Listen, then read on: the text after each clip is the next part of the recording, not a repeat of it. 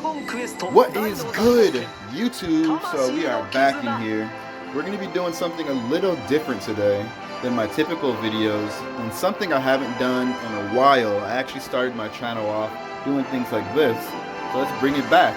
Alright, so today we're going to be talking about Dragon Quest: The Adventures of Dai, a Hero's Bond. And why do I want to talk about this game? Well, this game right here is a game I actually been excited for. And I haven't been excited for a mobile game in a while, so I want to let you guys know if it's worth your time and space downloading this game. So I will say I had not watched the anime or read the manga for Dragon Quest, but the tutorial for this game, the opening tutorial, which I already completed, did make me want to watch the game or watch the anime, so that's a plus right there. Also, this game does have a character customization, which was pretty interesting. So I'm going to get straight into it. We're going to talk about a little bit of the differences on why this game... I think this game's pretty amazing. So the short answer to the question if you should download it, if it's worth your space, is yes. And it's mainly because this game does bring some new elements to like the typical mobile RPG style game.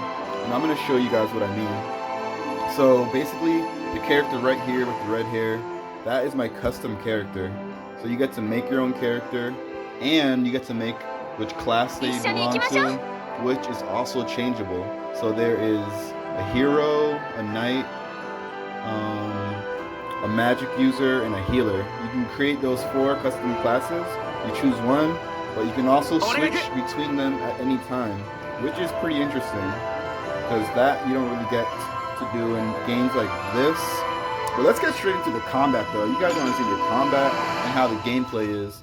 So here is a little bit of the quest and the storylines here. So the Dragon Tracks is the main Dragon Quest storyline basically.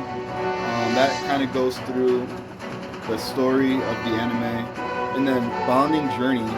This is where your custom character will become a main character and kind of interact with the Dragon Quest main characters and create a whole new storyline, which is pretty interesting. So I'm gonna show you guys some of the combat. I'm gonna do a level I completed already, just so you guys can see what it's about here. So here we go. So you're gonna have a party of 4, as you see in the bottom. That's my party right there. 3 of the 4 are going to be on the map with you at once, and then one of them you get to switch out your main custom character with during the fight. So I have myself, which is a hero. He's like a physical damage character. The girl in orange, she is a healer, and Pop in the green is my magic user. So here we go. So the combat is real time. You can dodge, block, and all that. You don't control your side characters. So I'm just controlling my main character, but I will control when they do their specials. Alright, so the combat's pretty interesting.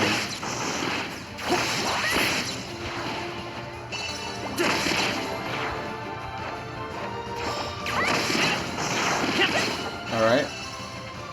And I'm kind of way stronger than this level, so it might look a little easy, but it does get way more in depth. Okay, let's take out the boss real quick. Let's get him. Let's get him. Okay. Ooh, I should have blocked that.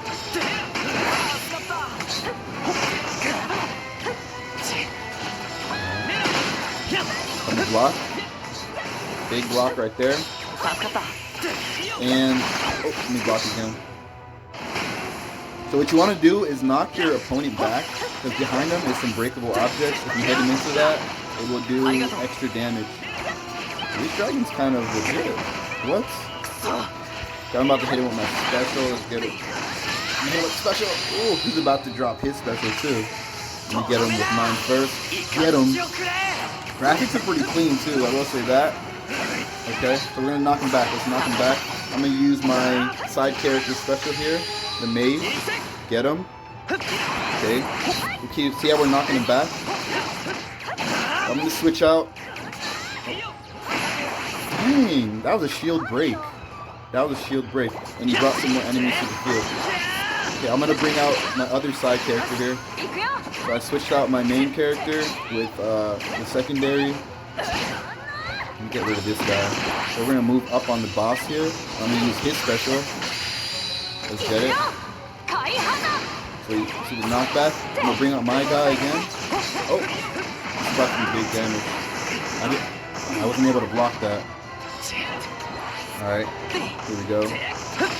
So my guy, since he's like a knight, he's the one that would deal most of the damage and stay in front, allowing my other characters to not take damage because they're more lightweight, more squishy. We've got the mage and we got a magic user.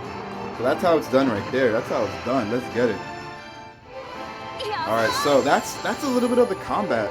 Combat is pretty different compared to most of these type of games. It's real time instead of turn-based, and it is way more in depth than just what you saw there, because you can do certain combos with the characters and stack up specials and all that, and it is real time. Also, after you clear a level, as you see, you can see there's records, which is pretty cool because that gives it some kind of replayability. You can break your records on your speed and all that.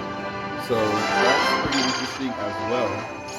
Alright, so we got some character rank ups. Alright. And let's see what we got here. Yeah, we get some certain things from beating these levels, as always. Alright, so that is somewhat of the combat right there. And it definitely does get more in depth. So let's check out the menu system, the menu and all that.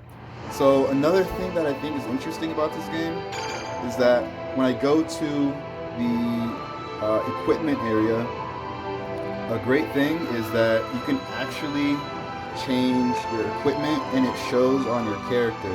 Because you know how certain games, when you try to switch your clothes and all that, it doesn't show on your character? This game actually does that. You actually can see the difference here. So if I equip this right here, and I equip like this, and if I don't have another weapon, if I equipped another weapon, it would show on the character. So let me go back real quick. See, as you see, his outfit's different and all that, which is a big plus because I really don't like when games give you equipment and you can't see what it looks like on your character. But I think that only goes for your main character though. I don't think the Dragon Quest characters change outfits and all that. At least I don't think so. But that's pretty cool already. So let me put his clothes back on because he was looking fresher before. I downgraded him for that. Alright, so there you go. Now he's fresh. I'm still trying to get this one sword and all that. But yeah, that's how the equipment works here. You get to change everybody's equipment. See, he has certain items on, but I don't think it affects the other Dragon Quest story characters. So just your main character, you can switch and see his outfits and all that, which is a big plus. Also, like I was saying before, you get to switch vocations. So right now my guy's a hero, but you get to change between a warrior, a mage, and a priest depending on how you want to use your character. So my guy is a frontline attacker, so I made him a hero, and each vocation has different levels you can upgrade, which is cool too. You don't really see that in games like this.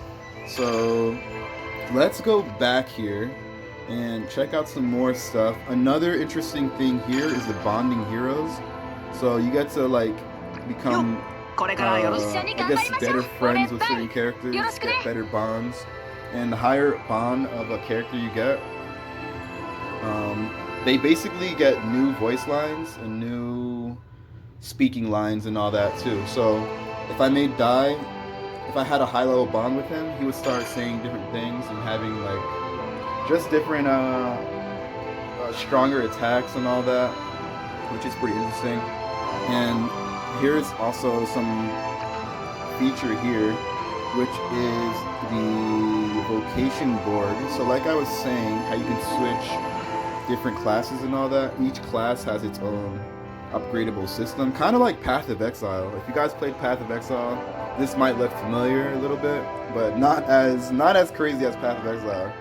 Path of Exile is like really big, but we're talking about a mobile game here. So with each vocation, you get to upgrade a little bit of this style here. So if I want to upgrade my HP for this class, I can just upgrade the HP, and it kind of grows basically. So that's one way to upgrade your character. There's a lot of different ways. That's one way. And yeah, so I would say this game is worth a playthrough, at least worth a try, because there's a lot of different things here that you could do that you don't really see in other games like this, especially for mobile. Of course, we have the cash shop, and we have all these other options here. I haven't unlocked everything because there's alliances, and I believe there's also some co-op play, which I have to unlock at a certain point. The cons, I would say, for this game is like most games like this, it still has that energy system. So once you're out of energy, you're kind of like, you can't play. You're kind of done unless you do like these events here. They use different types of energy, so you're not using the standard energy. You're using these coupons like you see up top to play these type of games. So I guess if you're out of energy, you can like do those for a bit if you have those coupons. But that's one thing that all these games always do with the energy, kind of limits your playtime. The second kind of con was trying to add a friend on here. You can add friends, of course, but trying to add them wasn't as easy as I thought. But I mean, that could have just been me. But I thought you would just add their username, but you actually have to add their ID, which you could find if you go to this menu here on the bottom right, and you go to your profile, and then you'd have to use this ID right here. So that under my name, StJons, you see the ID. That's what you have to use to add a friend. And I did not know that for a while, and I was trying to add my friend using his username, which mine is StJons, and his was something else, and I was trying to add him. I could not figure it out until I just happened to come across the profile here, and I'm like, oh, it's got to be this right here. So just copy it and use that to add.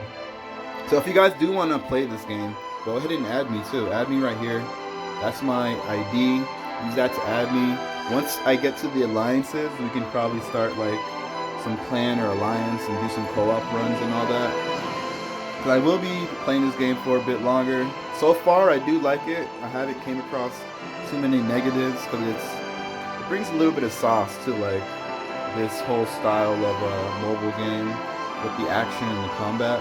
So I'm gonna give it some more play. And yeah, so if you guys want to play it, definitely add me. I'll be there accepting requests. And I guess that's pretty much my video. I haven't done a video like this in a good minute, so if you guys do like these type of videos and want to see other games, I guess that I talk about, let me know. Or if you have a game in mind that you think I would like, let me know and I can try and see what I think. But that's pretty much my video today, and I will catch you guys on the next one. Peace out.